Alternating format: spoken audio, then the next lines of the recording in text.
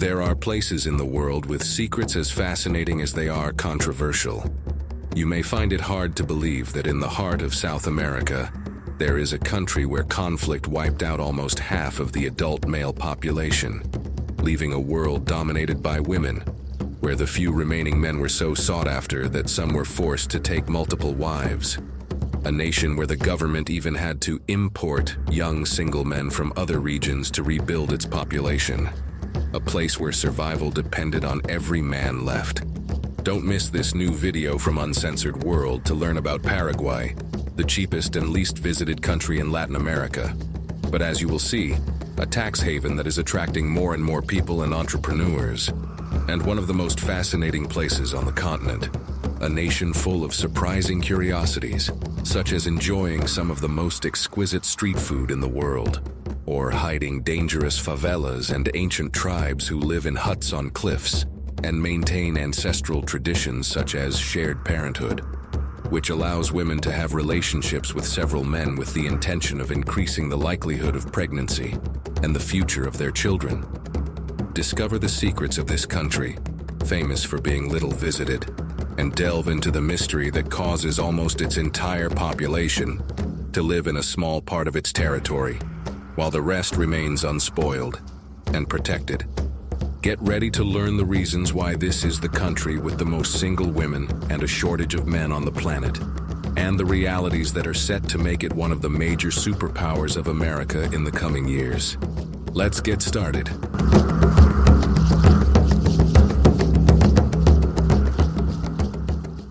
As you are about to discover, Paraguay is much more than a country surrounded by rivers and jungles, a territory full of secrets that few dare to explore. On this journey through the heart of South America, you will discover a region with deep roots, marked by a rich indigenous presence, with villages suspended in the air and traditions that have survived centuries of history, colonization, and conflict. Paraguay is located in the heart of South America, one of the few countries on the continent without direct access to the sea, surrounded by natural giants and borders, marked by imposing rivers that define its territory. It borders Bolivia to the north, Brazil to the east, and Argentina to the south and west, forming a triangle of cultures, climates, and landscapes that have shaped its history and development in a unique way. The history of Paraguay began centuries ago, when various indigenous cultures thrived in these fertile, subtropical lands. Among them, the Guarani were the predominant ethnic group, developing a language, traditions, and ways of life that remain alive in Paraguayan society today. The arrival of Spanish colonizers in the 16th century marked a turning point, transforming the region into part of the vast Spanish Empire. The city of Asunción, founded in 1541, became a strategic center of trade and colonial administration, and today remains the capital and the oldest inhabited city in South America. For centuries, Paraguay remained relatively isolated, allowing many indigenous traditions to blend with Spanish customs, forming a unique identity in language, culture, and social organization. The Paraguayan population adopted a bilingual system, where Spanish and Guarani coexist officially, making the country one of the few in the world with a co-official indigenous language. The name Paraguay comes from the Paraguay River, which in turn could derive from Guarani words meaning river of many inhabitants, or river that gives life, reflecting the deep connection between the Guarani people and the territory that the nation now occupies. Its strategic location has made Paraguay a necessary passageway for traders and travelers over the centuries, but it has also kept it a protected and isolated place, where traditional societies were able to remain almost intact for centuries. Paraguay covers approximately 743,000 square kilometers, making it one of the smallest countries in the Americas. What is most surprising, however, is its low population density and the region where most of its inhabitants live, concentrated in a small strip that occupies barely a third of the country. The country is similar in size to Germany, although the latter is slightly smaller. While the European nation has more than 230 inhabitants per square kilometer, Paraguay barely reaches between 17 and 18 inhabitants per square kilometer, which makes much of its territory a practically uninhabited and mysterious space, and one of the least densely populated areas in South America and even on Earth. The real demographic enigma of Paraguay has nothing to do with the historical gender imbalance following the War of the Triple Alliance, where the male population was decimated, an event you will soon learn about in more detail, but rather with the distribution of its population. Nearly 97% of Paraguayans live concentrated in the eastern or Paraná region, a strip of land that represents only 40% of the country. The remaining 60% remains virtually empty, forming a virgin territory waiting to be explored. This vast western region, the Chaco, is still home to indigenous groups in voluntary isolation or initial contact, a phenomenon that contributes to Paraguay being the most bilingual country in the Americas and maintaining unique ancestral traditions. This unpopulated expanse of the Gran Chaco is a vast region of savannas and wetlands that become impassable during the rainy season, along with dry forests that are difficult to access. Here, the extreme climate and inhospitable geography have historically slowed down mass colonization. This isolation has preserved virgin territories and allowed some indigenous communities, even those in voluntary isolation, to maintain their traditional ways of life, closely connected to the land and the resources it provides. To enter this mysterious region is to enter another world, with tribes that have never used a cell phone or a watch, and villages built on the waters of some of its lakes. Getting to this region is not easy, but it is surely a wonder for the senses to discover these huts built on the water, known as palafitos, made by tribes such as the Ayorio and the exquisite, who inhabit floodplains of the Gran Chaco and wetlands near the Paraguay River, and lagoons such as Laguna Capitan. These elevated dwellings made of wood and reeds allow families to adapt to seasonal flooding and maintain their daily lives on the water, creating a visually striking landscape that seems to float among nature. The inhabitants of these villages preserve ancestral customs, such as fishing with handmade nets, gathering local fruits and plants, and hunting small species for food, all while passing on traditional knowledge from generation to generation. In addition to these houses on the water, in other areas of the Gran Chaco, some communities such as the Nivacle and the Mascoy have developed the tradition of building cabins in gorges and cliffs. These structures, usually made of wood, reeds, and palm roofs, allow them to protect themselves from floods, wild animals, and intruders, while maintaining a strategic position to observe their surroundings. Villages such as those located in the hills of Bahia Negra show how creativity and ancestral knowledge of the terrain allow these societies to live in places that seem inaccessible, achieving security and a direct connection with nature.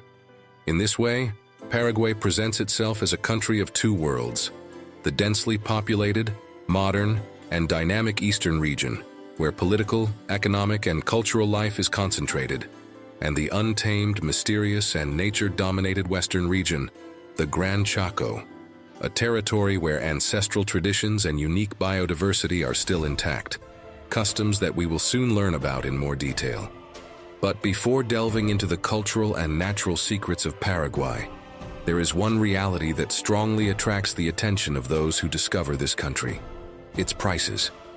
It is very strange that despite being considered the cheapest country on the entire continent, it is also the least visited in Latin America and therefore little known internationally. In cities such as Ciudad del Este, the perception of low cost is even more striking, making it a true benchmark for low prices throughout Latin America. This city, considered by many to be the cheapest in America, is full of everyday consumer products, food, transportation, and technology that can be found for a fraction of the price paid in other neighboring countries, making tourists and frequent shoppers see this city as a unique place to take advantage of prices and offers. This low cost of living is evident in both basic goods and services. A meal for two in a mid-range restaurant can cost less than $10, while the monthly rent for a simple apartment in Ciudad del Este is around $100. This low cost of living is also reflected in Paraguay's colorful markets, where the variety of local and fresh products amazes locals and visitors alike. From tropical fruits to spices, meats, and handicrafts, walking through a Paraguayan market is to immerse yourself in a spectacle of colors, aromas, and traditions that remains virtually unchanged from decades ago. In these markets, you can sample one of the country's treasures, Paraguayan street food, considered one of the most exquisite on the continent, with dishes that combine history, indigenous tradition, and local creativity. Among the most striking dishes are sopa paraguaya, a kind of cornbread with cheese and onion that is served hot and can be bought for less than $1, and chipa, a bread roll made from cassava starch and cheese that vendors prepare on the spot at prices of around 50 cents each. But despite these low costs, Paraguay faces a growing housing crisis, which affects a large part of its population and is evident in its growing and dangerous slums, caused by the government's intention to attract foreign residents. To attract foreign investors and residents, the Paraguayan government has designed an extremely attractive tax system, considered by many to be a true tax haven in South America due to its advantageous territorial taxation system. Unlike countries such as Spain, where income tax can exceed 45% in the highest brackets, in Paraguay, the personal income tax rate is 10%.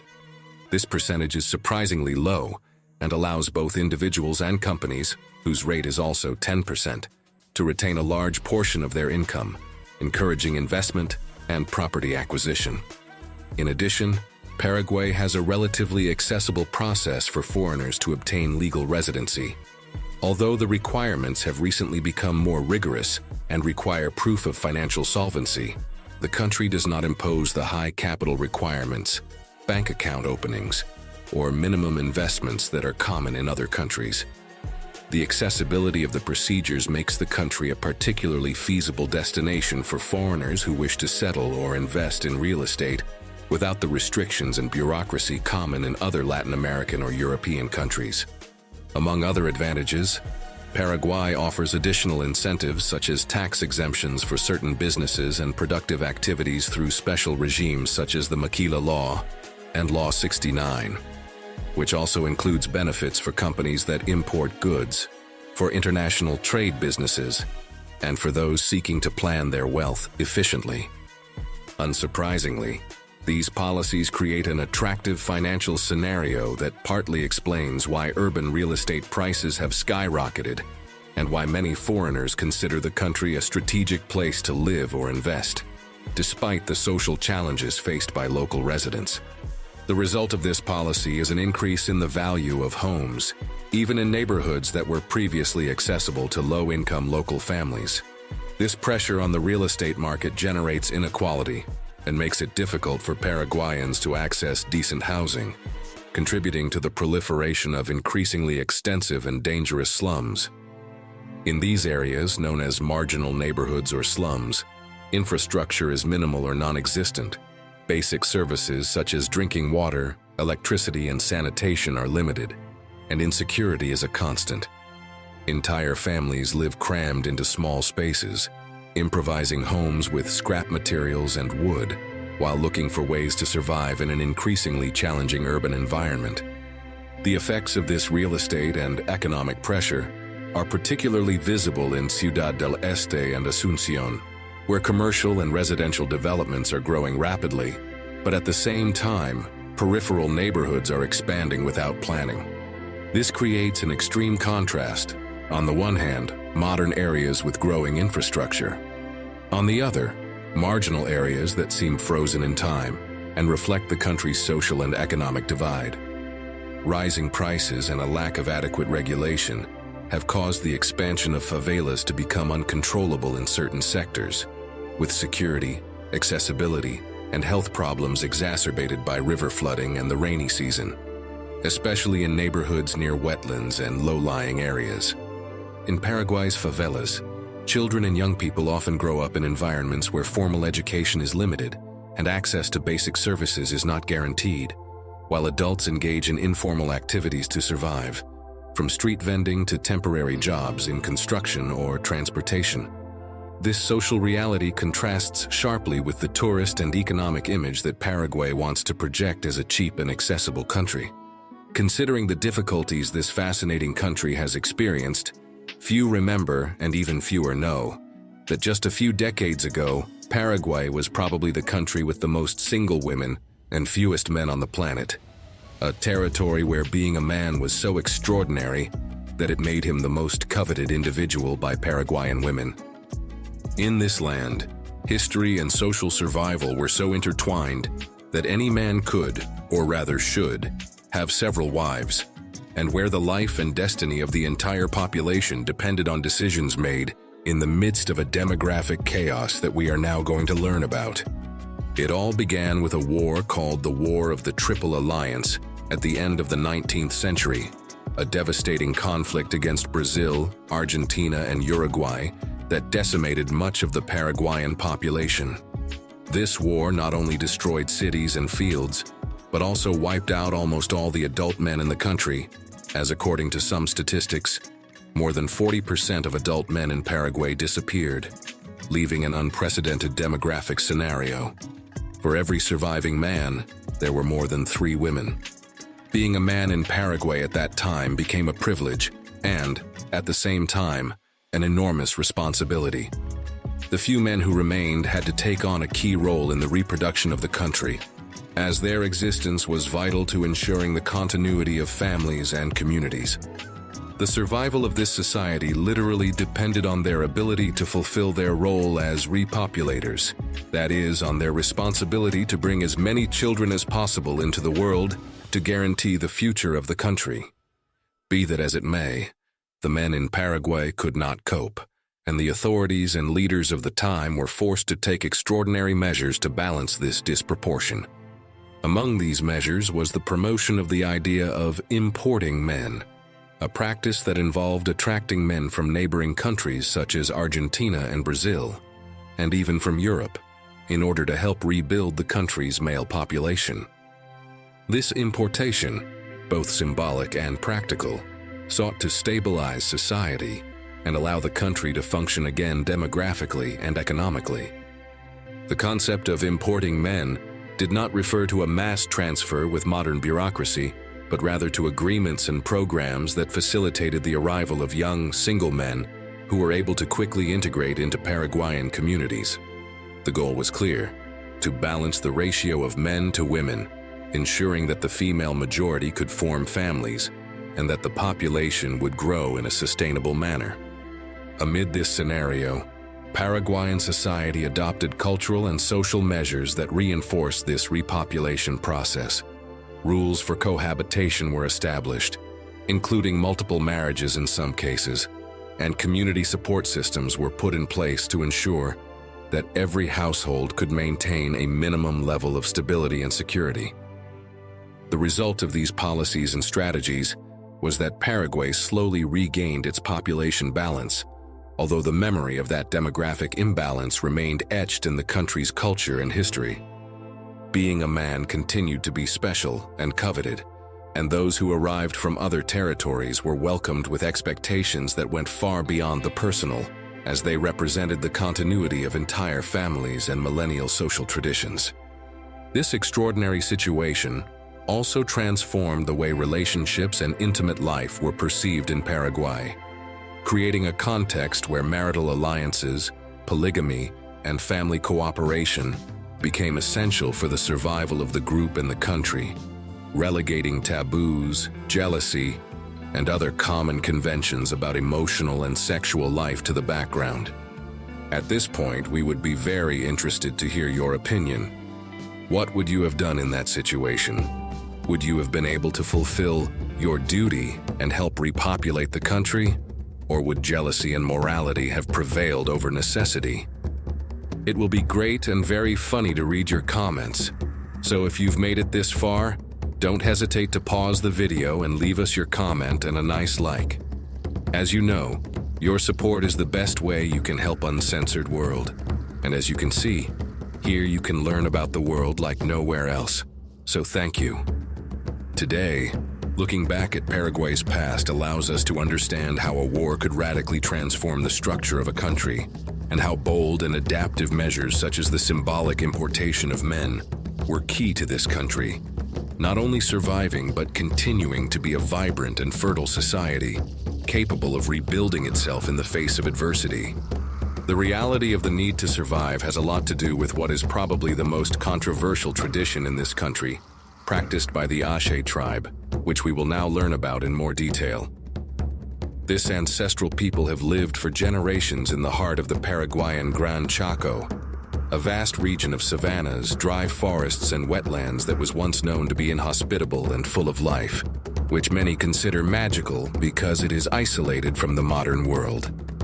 The landscape that surrounds them is a labyrinth of centuries-old trees, winding rivers, hanging vines, and the sounds of birds and monkeys intertwined with the whisper of the jungle. Every corner seems to hold ancient secrets that the Ashe know better than anyone else. Their name, Ashe, roughly translates as people of the jungle, or true people, reflecting their deep connection to the environment they inhabit and their identity as hunter-gatherers. The tribe maintains a lifestyle that seems frozen in time, living as they did thousands of years ago, relying on hunting, gathering, and fishing for food, guided by an ancestral knowledge of the forest and its resources. Their history is intense and painful. They were discovered by modern society in the mid-20th century, at which point they faced almost complete extinction due to attacks, disease, and forced displacement.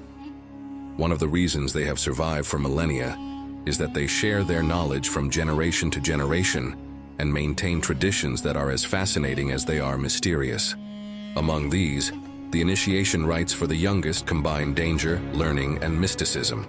In these rituals, the young people do not face the jungle alone, but must travel unknown routes, cross rivers, and evade predators, while being guided by a group of carefully chosen adults who teach them to read animal and plant signs, detect natural traps, and use their senses to anticipate any danger. During these intense experiences, the young Ashe learn to hunt with bows and arrows equipped with darts poisoned with curare, tracking monkeys and other animals as their ancestors did for centuries. They are taught not only to survive, but to understand that every mistake can cost them their lives, turning the jungle into a true teacher of respect and discipline. These rites also reinforce values of cooperation, resilience, and loyalty, and some practices, such as the choice of who will guide each young person, reflect complex social hierarchies and family alliances that determine their future position within the tribe. With these family alliances and survival in mind, for millennia, this society has preserved one of its most fascinating and controversial traditions regarding intimate life, fertility, and the role of women, known as shared parenthood, which in the Ashe language is called koro, a practice whereby several men can be considered socially responsible for the same child, even before it is born. But before we delve into the details of shared paternity, let's explore another equally fascinating and controversial tradition, this time related to death, the spiritual world, and the way the Ashe related to those who had passed away. Historically, the Ashe have maintained some truly curious funeral customs.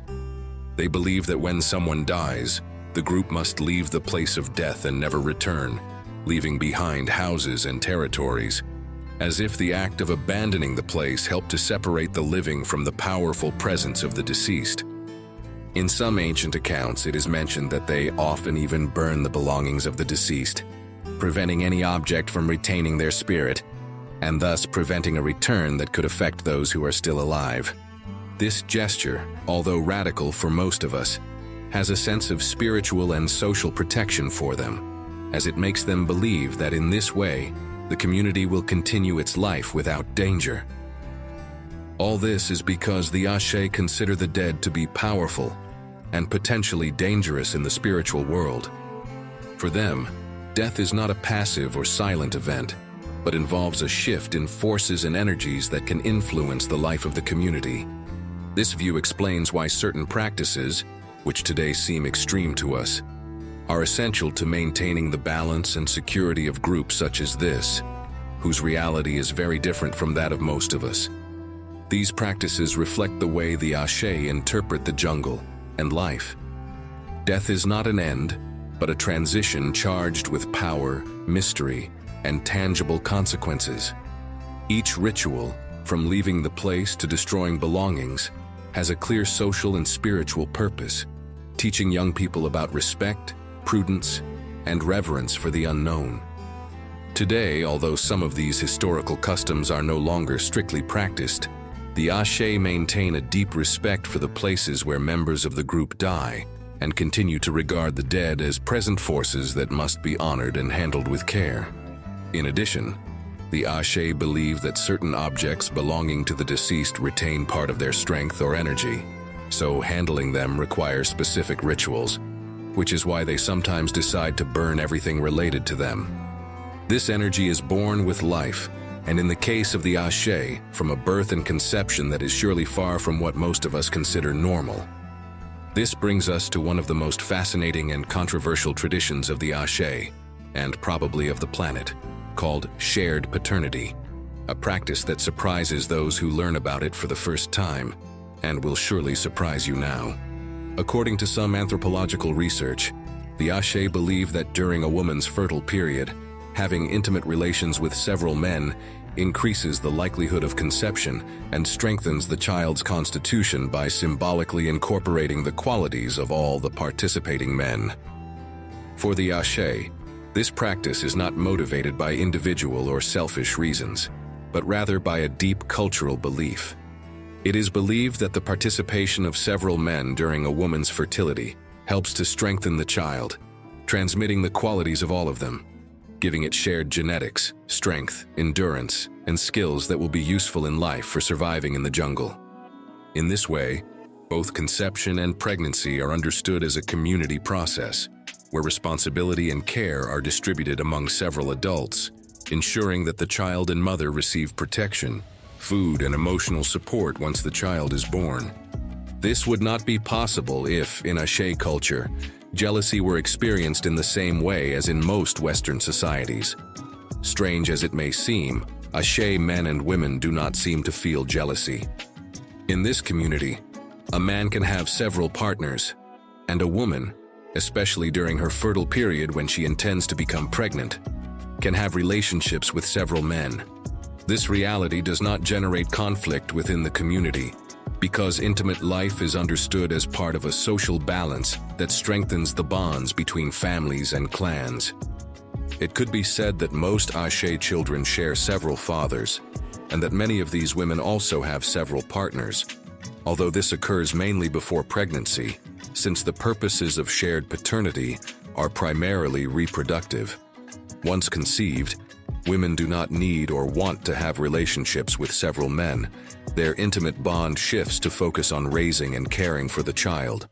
However, in these cases, several men are socially recognized as the child's fathers, contributing to the well-being of the child and the mother by offering protection, support, and resources.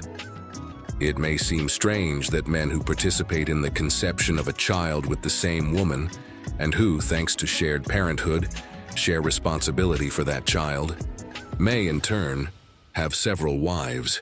However, in this society, having multiple wives makes social and practical sense, as it allows each man to form bonds with different women to ensure the survival of their families, strengthen alliances between clans, and guarantee that all children receive support, protection, and resources in a balanced manner. This reality does not generate conflict, but rather reinforces the survival, transmission of knowledge, and well-being of the entire community. Polygamy and shared parenthood among the Ashe have a direct effect on social cohesion and the stability of the tribe. By distributing responsibility and care for children among several adults, conflicts are reduced, alliances between families are fostered, and no member is left unprotected. This way of organizing intimate life and reproduction is entirely related to their way of life in the jungle, where helping each other is essential for survival. From an anthropological point of view, these traditions reflect how the Ashe conceive of life and society. For them, individual survival depends on the group, and the systems of reproduction and upbringing are organized to maximize all resources, protection, and the transmission of knowledge. Shared parenthood is for them a mechanism that ensures the education, safety, and well-being of each new member of this tribe. For the Ashe, the intimate act is not taboo and is understood as an act that strengthens the community, with the aim of ensuring the survival of a society that has been very close to extinction, rather than as something private or dark. This view of life also reflects the harsh history that has accompanied this people for centuries. The vast and wild jungle they inhabit is not only their home, but also an environment that demands constant adaptation. Predators such as jaguars, snakes, and alligators pose real threats, while natural resources must be used with knowledge and respect to ensure subsistence. As you can see, Paraguay is a very exotic country, both in terms of its ways of life and the way they develop, but it also has strategic potential that could make it one of the most important economic powers in Latin America in the near future. Its geographical position, abundance of natural resources, and infrastructure plans already in the works lead economists to view it as a country with enormous room for growth. One of the key factors that place Paraguay in this position is its immense water wealth. The country has the largest amount of fresh water per capita on the planet, a resource that, globally, is becoming increasingly scarce and coveted. To put it in perspective, each Paraguayan has access to 100 times more fresh water than people living in countries such as Egypt, Saudi Arabia, or Israel, where this resource is extremely limited and directly affects life, agriculture, and industry. This advantage not only guarantees water security for its population, but also opens up the possibility of developing projects for the management and export of drinking water and energy, which could generate strategic income for its economy, a strategic advantage that makes Paraguay a unique territory in the world, where water is not only a vital resource, but also an economic and geopolitical asset of great value. Paraguay also holds a very important part of the Guarani Aquifer, one of the largest freshwater deposits in the world. If managed carefully and sustainably, this resource could put the country on the map as a global leader in water. Added to this, political stability and attractive laws for investors make many see Paraguay as a real candidate to become a regional power in the coming years. Another decisive factor is the surplus of hydroelectric power. Thanks to its mighty rivers, Paraguay is co-owner of the Itaipu hydroelectric power plant, one of the largest on the planet. This system not only completely covers domestic energy demand for many years to come, but also produces a massive surplus that is sold to neighboring countries, mainly Brazil and Argentina, generating a constant source of income and energy security that few nations on the continent possess. In addition to these invaluable natural resources, the country is investing in overcoming its historical geographical isolation. Projects such as the modernization of the port of Villeta and the dredging of the Paraguay River seek to significantly increase the cargo capacity of ships, reducing logistics costs and facilitating international trade. This will allow Paraguay to better connect with global markets and attract new foreign investment, which until now has been limited by its status as a landlocked country. These natural and strategic advantages, if managed correctly, could place the nation among the most prominent in Latin America in the coming decades, transforming it into an example of development and growth. If you've made it this far, you're probably wondering how to plan a visit to this fascinating country. Paraguay, despite being considered the least visited country in Latin America, has a lot to offer, and all at really cheap prices. That's why we at Uncensored World have compiled all the key information so you can make the most of your adventure in this unique corner of Latin America. Getting to Paraguay from Europe is relatively easy, although there are no direct flights from all countries. Most travelers arrive via connections in Sao Paulo, Buenos Aires, or Santiago de Chile, taking flights that land at Silvio Pettirossi International Airport in Asunción, the country's capital. From the Americas, flights are more direct. There are frequent and inexpensive flights from Brazil, Argentina, and Chile, while from the United States, You can get there with a stopover in Brazil or Panama.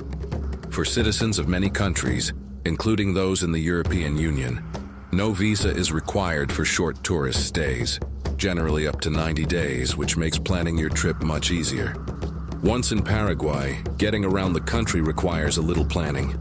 Major cities such as Asunción, Ciudad del Este, and Encarnación have good transportation infrastructure, including taxis, buses, and mobile app services.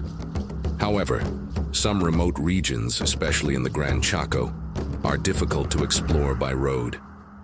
Nevertheless, they are not impossible to visit, as specialized guided tours are available that allow you to safely explore these unique areas.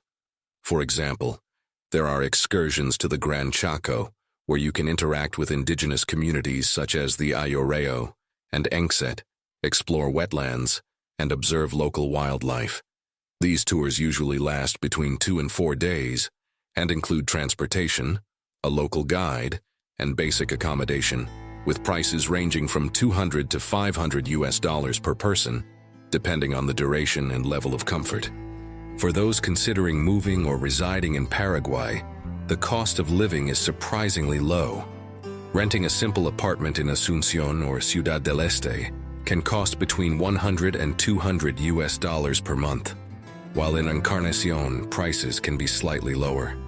A mid-range apartment with 1 or 2 bedrooms and utilities included can cost around $250 per month, making it very attractive to expatriates. As for tax benefits, as you now know, Paraguay is considered a tax haven for many investors and foreigners who wish to establish residency. For example, the Paraguayan Treasury may apply a personal income tax of only 5%, much lower than in countries such as Spain or the United States. Furthermore, it is not always necessary to open a bank account or have large investments.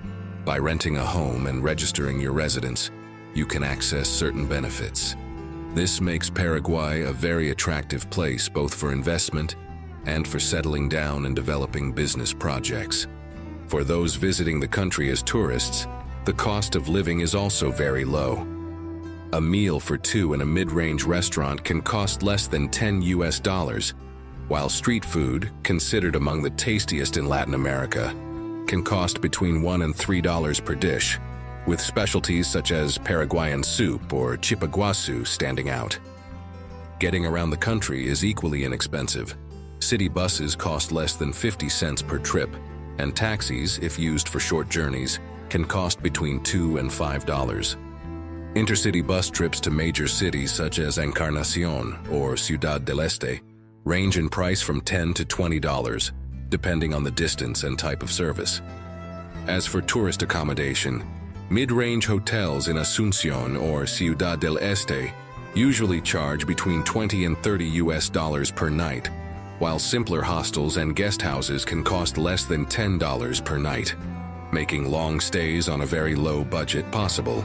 Tours and excursions within the country are also very affordable. Multi-day tours of the Gran Chaco, including interaction with tribes such as the Ashe or the Guarani, with basic accommodation and a guide, as mentioned above, range from $200 to $500, depending on the level of services included. As you can see, Paraguay is a country where the cost of living, transportation, food, and tours are very low, even for foreign tourists or potential residents. Combined with tax benefits and the possibility of settling down easily, it becomes an extremely attractive destination, both for traveling and for moving in an economical way, without missing the opportunity to discover its cultural, historical, and natural wealth, which, as you now know, is immense. At Uncensored World, we hope that this tour of the wonders and curiosities of Paraguay has been as exciting for you as it has been for us.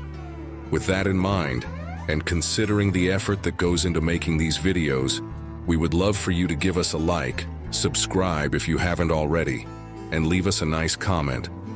It's the best way you can help us continue to bring you the best content every week. If you enjoyed this video and are not yet subscribed, don't wait any longer and do so now by activating the bell so you don't miss the fascinating videos we make every week. Videos like this one that you can enjoy now to discover one of the most enigmatic corners of the planet. Don't miss out and discover the wonders this place has to offer.